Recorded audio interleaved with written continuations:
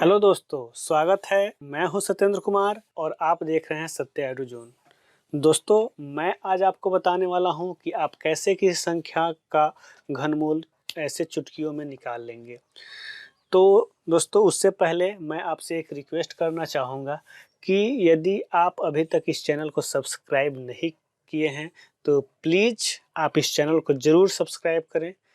Video अच्छी लगे तो आप ज़रूर लाइक करें, दोस्तों को बताएं और उनके साथ वीडियो को शेयर करें। तो चलिए दोस्तों, अब हम बात करते हैं कि कैसे हम इसका घनमूल निकालेंगे, किसी भी संख्या का घनमूल हम कैसे निकालेंगे। तो उसके लिए कुछ शर्त है दोस्त। क्या शर्त है? तो पहले तो आपको 1 से 10 तक के घन आपको पता होना चाहिए। 1 से 10 तक का घन आपको पता होना चाहिए। बिल्कुल आपको ये याद है तो आप बहुत जल्दी निकाल लेंगे, नहीं तो मैं लिख दिया हूँ। जब मैं क्वेश्चन कराऊंगा तो आपको कुछ समय दूंगा और आप अपने मन में ही आप जवाब पूछिएगा। इसके साथ साथ आपका प्रैक्टिस भी हो जाएगा और सीख भी जाएंगे। तो दोस्तों, पहला शर्त है कि आपको 1 से 10 तक का घन आपको याद रखना होगा। दूसरा शर्त ये है कि 28/37। ये 28/37 क्या है? दूसरा शर्त है। पहला शर्त आपका ये है 28/37। ये क्या है भाई? यही 4 संख्या हैं जो एक दूसरे के घन में एक दूसरे के घन करने पर प्राप्त। बाकी सभी जो संख्याएं हैं वह उनका घन करने पर वह उनकी इकाई स्थान पर खुद वही संख्या आता है। जैसे आप यहाँ देख सकते हैं, 1 का क्यू करेंगे तो आप 1 आएगा, 4 का क्यू करेंगे आप यहाँ 4 आएगा, 5 का करेंगे 5 आएगा, 6 का करेंगे 6 आएगा, और 3 और 7 एक दूसरे के घन में आते हैं। अर्थात 3 का करेंगे तो उनके इकाई स्थान पर 7 आएगा और 7 का करेंगे तो 3 आएगा, 2 का करेंगे तो 8 आएगा और 8 का करेंगे तो 2 आएगा। देखिए कैसे 7 का 3 आया और 8 का 2। 9 जो है खुद अपना लेता है और 10 जो होता है अपने इकाई स्थान पर भी नहीं अंक लेता है। दोस्तों फिर से देखिए, ये 28/37 यानी कि 2, 3, 7, 8, 2, 3, 7, 8 को छोड़ करके बाकी सभी जो संख्याएं हैं जब उनका हम घन करते हैं तो उनके इकाई स्थान पर खुद वह संख्या ही आता है। 2, 3, 7, 8 को छोड़ करके, तो 2, 3, 7, 8 को आप छोड़ दीजिए। बाकी किसी का आप देख रहे हैं 1 का, 4 का, 5 का, 6 का, 9 का और 10 का, तो आप देख रहे हैं कि जब उनका घन हो रहा है तो उनके इकाई स्थान पर खुद वही संख्या ही आ रहा है। देखिए यहाँ 1 का 1 आ रहा है, 4 का 4 आ रहा है, 5 का 5 आ रहा है, 6 का 6 आ रहा है, 9 का 9 आ रहा है और 10 का 0 आ रहा है। क्लियर है दोस्तों? तो इस सिर्फ आपको ये 28/37 इसलिए आपको याद रखना है क्योंकि बाकी सभी अपना ही अंक लेते हैं घन करने पर। सिर्फ 2 जिसका इकाई स्थान पर है उसको जब हम घन करेंगे तो 8 आएगा, या 3 है इकाई स्थान पर जब उसका हम घन करेंगे तो 7 आएगा। ठीक वाइस वर्सा, ठीक इसके उल्टा क्या होता है कि किसी संख्या के इकाई स्थान पर 8 है और उस घन करते हैं तो 2 आएगा, और किसी संख्या के इकाई स्थान पर 7 है और उसका हम घन करते हैं तो उसके इकाई स्थान पर 3 आएगा। समझ में आया होगा दोस्तों? फिर से समझिए, किसी संख्या के इकाई स्थान पर 2 है, उसका घन करेंगे यानी क्यूब करेंगे तो उसके इकाई स्थान पर 8 आएगा, और किसी संख्या के इकाई स्थान पर 8 है और उसका यदि क्यूब करेंगे तो उसके इकाई स्थान पर 2 आएगा। ठीक उसी प्रकार किसी संख्या के इकाई स्थान पर 3 है और उसका घन करेंगे तो इकाई स्थान पर 7 आएगा। ठीक उसके विपरीत यदि 7 किसी संख्या के इकाई स्थान पे है और उसका घन करेंगे तो उसके इकाई स्थान पर 3 आएगा। इसलिए हमने आपको याद कराया 28/37। 8 2 के लिए 8 और 8 के लिए 2, 3 के लिए 7 और 7 के लिए 3। ठीक है, ये 28/37 आप याद रखिएगा। एक और याद रखिएगा, ऐसा नहीं आप कंफ्यूज मत हो जाइएगा, इन दोनों का योग जो होता है 10 होता है। इन दोनों का योग 10 होता है। बस यही 4 संख्या हैं जिनका जो एक दूसरे क्यू करने पर एक दूसरे का स्थान लेते हैं।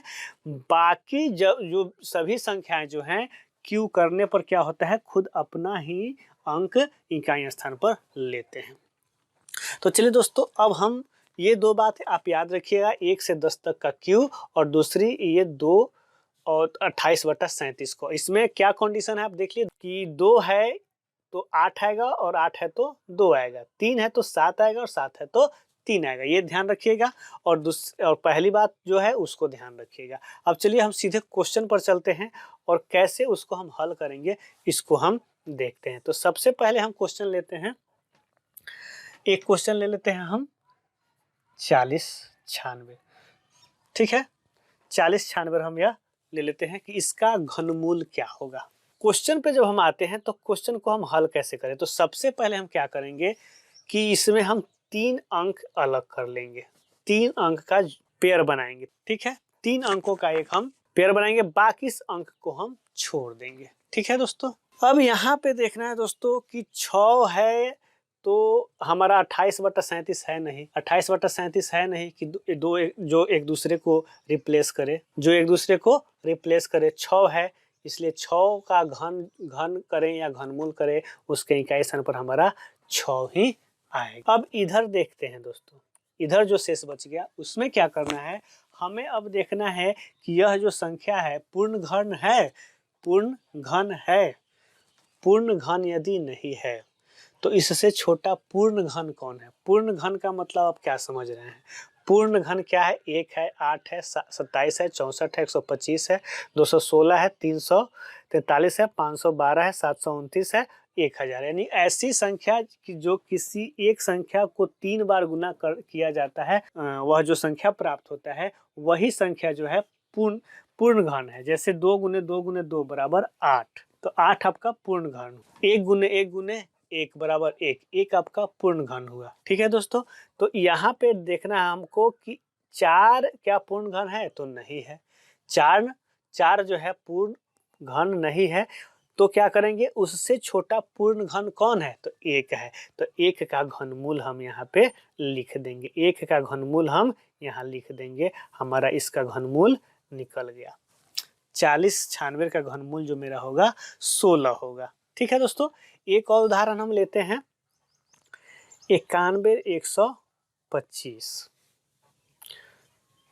91 125 इसका हम निकालते हैं। दोस्तों ध्यान रखिएगा, एक अंक का घनमूल जो होता है, एक अंक का घनमूल जो होता है या तो 1 अंक का हो सकता है, 2 अंक का हो सकता है, नहीं तो 3 अंक का हो सकता है। लेकिन 2 अंक है तो उसका घनमूल या तो 4 अंक का होगा, नहीं तो 5 अंक का होगा, नहीं तो 6 अंक होगा। 6 अंक से यदि अधिक होगा तो वो समझिए कि वह अब उसका वर्गमूल जो है 3 अंकों का होगा। पहले इसको हम तीन संख्याओं का एक हम तीन संख्याओं का एक हम पेयर बना लेंगे। ठीक है, इसमें हम देखेंगे क्या, तो आप जानते हैं दोस्तों कि 5 का घनमूल कीजिए तो भी 5 आएगा, या 5 का घन कीजिए तो भी 5 आएगा, हमने बता भी दिया है। तो इकाई स्थान पर मेरा 5 हो जाएगा। अब इसके लिए हम क्या करें, तो इसको देखेंगे कि क्या यह पूर्ण घन है। यदि पूर्ण घन नहीं है तो इससे छोटी पूर्ण घन कौन सा है भाई, तो इससे छोटी पूर्ण घन कौन है, तो 64। और 64 का घनमूल क्या होगा, तो 64 का घनमूल 4 होगा। तो यहाँ पे हम 4 लिख देंगे। देखिए आपको समझा रहे हैं इसलिए टाइम लग रहा है, नहीं तो सेकंड नहीं लगेगा आपको इसको हल करने में, 1 सेकंड काफी होगा। आप यह कर सकते हैं कि बिना कोई समय गंवाए आप इसका घनमूल निकाल सकते हैं। यदि हम कहें कि आप नो टाइम में यदि इसका घनमूल निकालें तो मैं गलत नहीं हूँगा, यदि आपको ये शर्त याद है तब। चलिए अगला क्वेश्चन हम देख लेते हैं 373248। इसका घनमूल क्या होगा, तो यहाँ हम पहले 3 अंक हम अलग कर लेते हैं। अब इसमें देखते हैं कि किस संख्या का घन करने पर 8 आता है। किसका आता है भाई, 28 का रिलेशन आपको पता है, 28/37 का। तो 28 जो होते हैं एक दूसरे के होते हैं, तो 8 है यहाँ पे, तो इसका क्या हो जाएगा, 2 हो जाएगा। हमने यहाँ पे बताया आपको 28/37, 2 8 का 8 2 का, तो यहाँ पे 2 हो जाएगा। और यहाँ पे अब 373 को हमको देखना है कि ये पूर्ण घन है। पूर्ण घन यदि नहीं है तो इससे छोटा कौन है, इससे छोटा पूर्ण घन कौन है, इससे छोटा पूर्ण घन कौन है, तो 343 का घनमूल क्या होगा, तो 7 मेरा आ गया, इसका घनमूल मेरा आ गया। एक और क्वेश्चन देख लेते हैं दोस्तों, 10 कम से कम 10 उदाहरण मैं आपको दूंगा। 531441। ठीक है, इसमें हम क्या करेंगे, इस 3 अंक को अलग कर लेंगे। तो इस 3 अंक में आप देखेंगे, इसमें हम इकाई अंक देखेंगे, इकाई अंक पर क्या है 1, तो इसका घनमूल के इकाई अंक पर क्या आएगा 1 ही आएगा, तो 1 हम लिख देते हैं।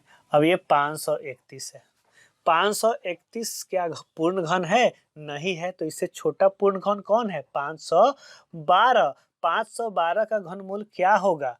8। तो 81 मेरा इसका घनमूल प्राप्त हो चुका है।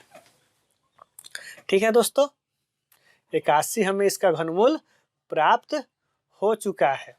एक और उदाहरण लूंगा मैं, 970299, इसको हम अलग कर देंगे। 9 है दोस्तों, 28/37 का कोई रिलेशन नहीं है, तो हम सीधे 9 का हम 9 लिख देंगे, क्योंकि 9 का क्यू करें तो भी हमें 9 आएगा, या उसका घनमूल करें तो भी हमारा इकाई स्थान पर 9 ही आएगा। अब ये है दूसरा पार्ट है हमारा 970। 970 को हम क्या करेंगे? 970 हम देखेंगे 970 क्या पूर्ण घन है? तो नहीं है, तो 970 के निचला पूर्ण घन कौन है? 970 के बाद 1000 है, तो हमें ऊपर वाला नहीं लिखना है, उसके नीचे वाला लिखना है। नीचे वाला कौन है? तो 729। 729 है, तो 729 का घनमूल क्या होगा? हमारा 9, तो इसका टोटल का घनमूल मेरा कितना होगा? 99। समझ में आया होगा दोस्तों आपको।